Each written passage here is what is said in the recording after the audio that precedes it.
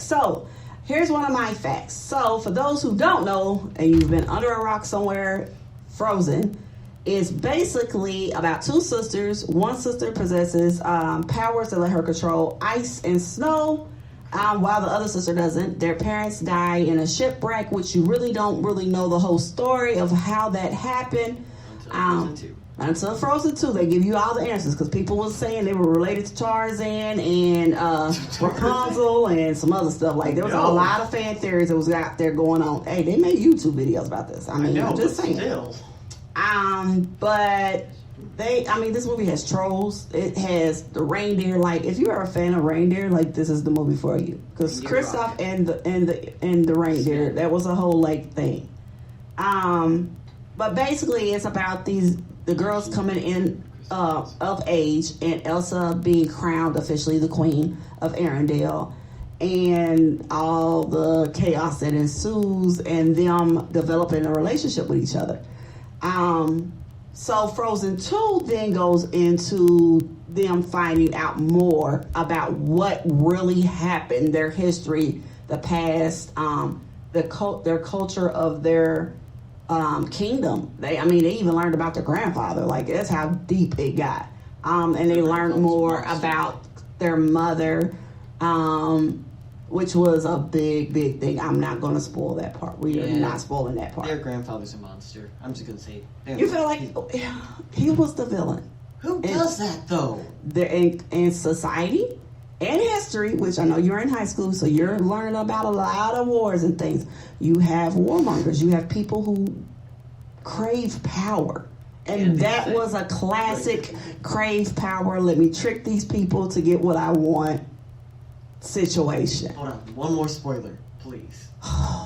Y'all, him and his spoilers. I'm sorry. I have to. Okay, so in the end of the movie... Hold on, we just said we weren't giving away the end of the movie. No, we're not completely giving away the end. Okay. Arendelle, Elsa... Let's just say Elsa controls two lands. I'm not going to tell you how, but she has control over two lands. She is the bridge between the spiritual realm and the human realm. Do you really believe that? Yeah. See, I've heard fan theories about that. I don't know if that's necessary. But it's true. You actually seen it.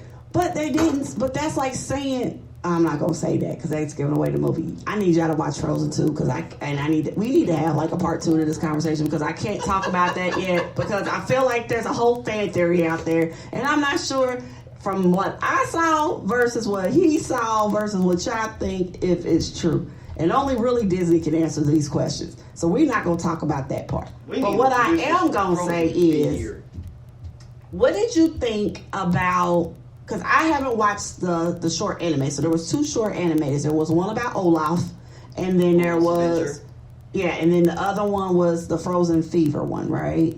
Yep. Okay. Wait, no, there were actually 3. There's 3? Oh. Yeah, there was a Lego version.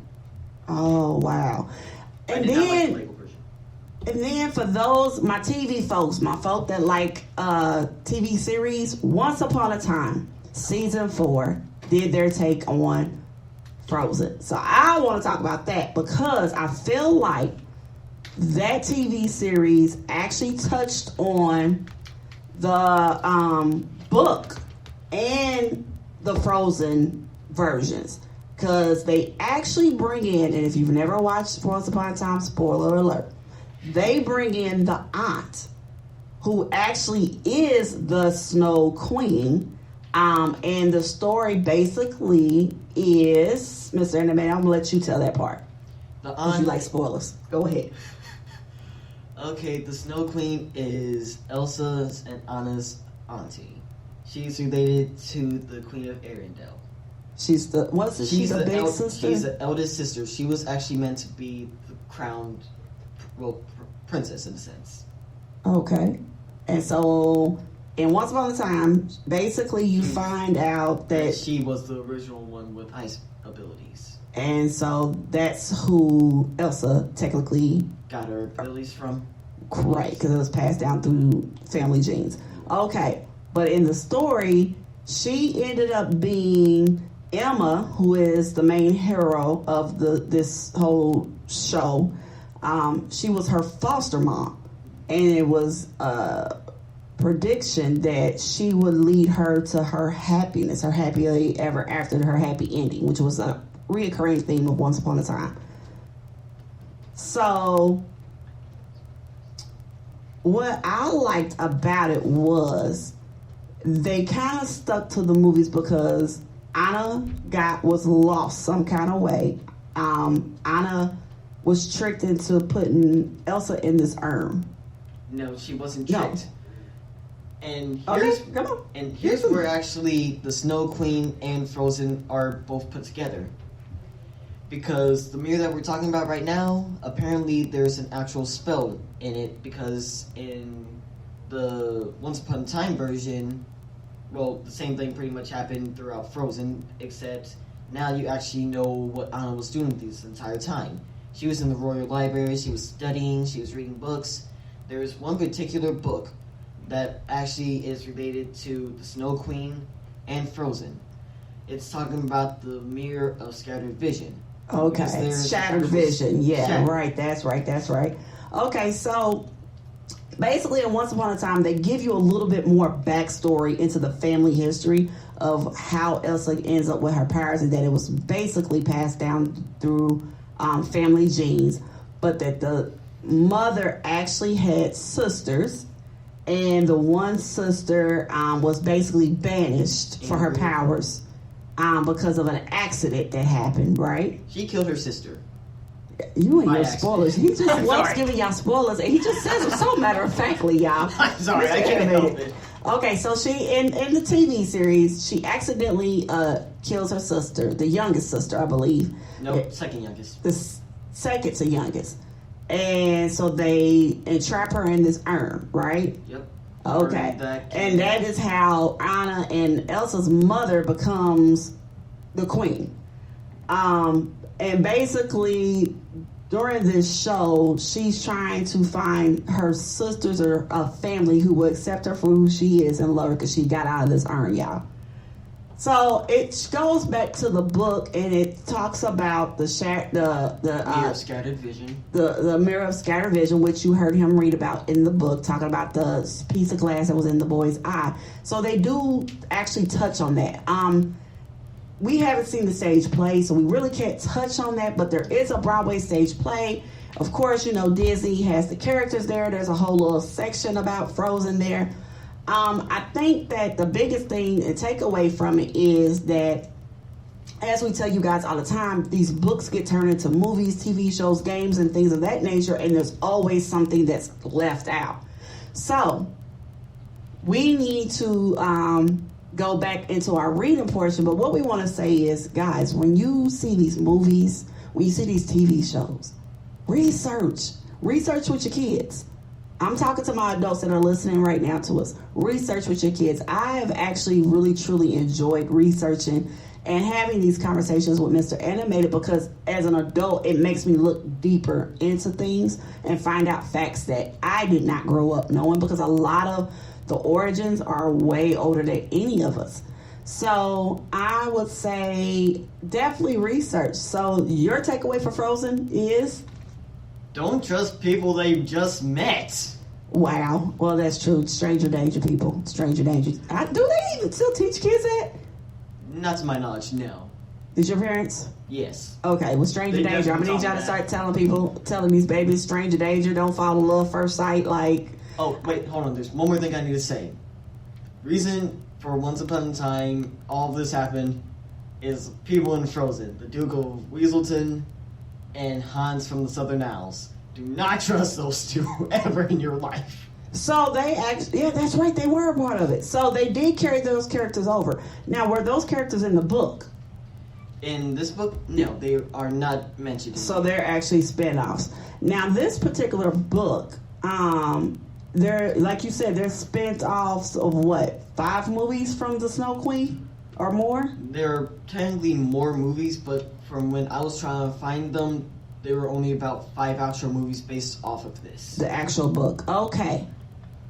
So I am going to turn this thing back on over. Those were your facts and conversation about Frozen and the Snow Queen and the literature and culture. So we're going to turn this back on over to Mr. Anime. He is going to finish reading you guys out for the rest of the hour. Thank you guys for tuning in. This is Dee's Corner. You can follow us at Dee's Reading Corner at DEES Reading Corner on Facebook, Instagram, and Twitter. Also, Power 106 FMKY Radio on Instagram, Facebook, Twitter, and YouTube. And online 24/7, www.kyheartmedia.com. All right, Mr. Anime, take it away.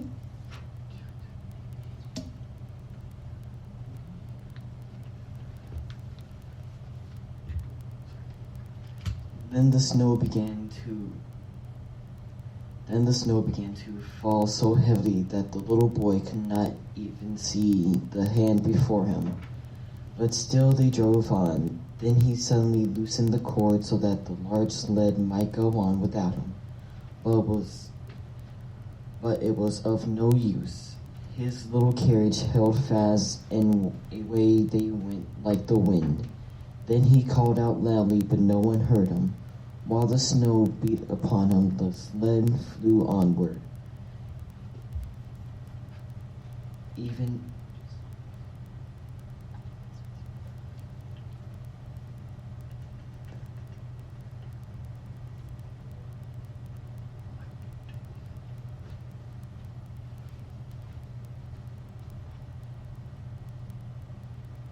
Every now and then it gave a jump as if it was going over hedges and ditches. The boy was frightened and tired to say a prayer, but he could remember nothing but the multiplication table.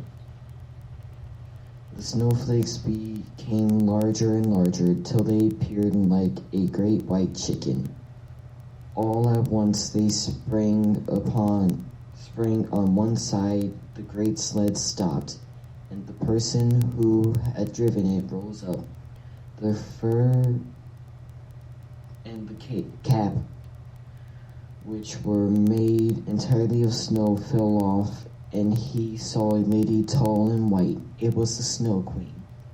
"We have driven well," said she, "but why do you tremble? Here, creep into my warm fur." Then she seated him beside her in the sled, and as she wrapped the fur around him, he felt as if he were sinking in a snowdrift.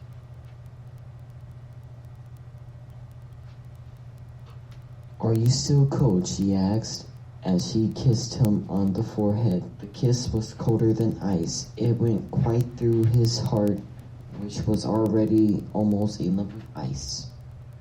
He felt as if he was going to die, but only for a moment. He soon seemed quite well again and did not notice the cold around him. "My sled, don't forget my sled," was his first thought. Then he looked and saw that it was bound fast to one of the white chickens, which flew behind him. With the sled at his back, the Snow Queen kissed little Kay again, and by this time he had forgotten little Brenda, his grandmother, and all at home. "Now you must have no more kisses," she said, "or should I kiss you to death?" Kay looked at her and saw that she was so beautiful he could not imagine a more lovely or intelligent face. She did not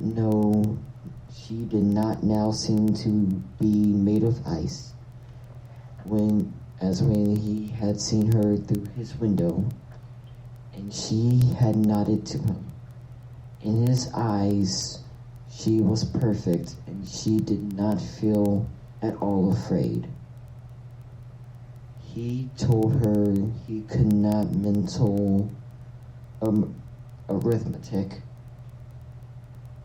He could not do mental arithmetic as far as fractions, and that he knew the number of square miles on the number of inhabitants in the country. And she always smiled so that he thought he did not know enough yet. And she looked round the vast expanse expanse. As she flew higher and higher with him upon a black cloud, while the storm blew and howled as if it were sinking the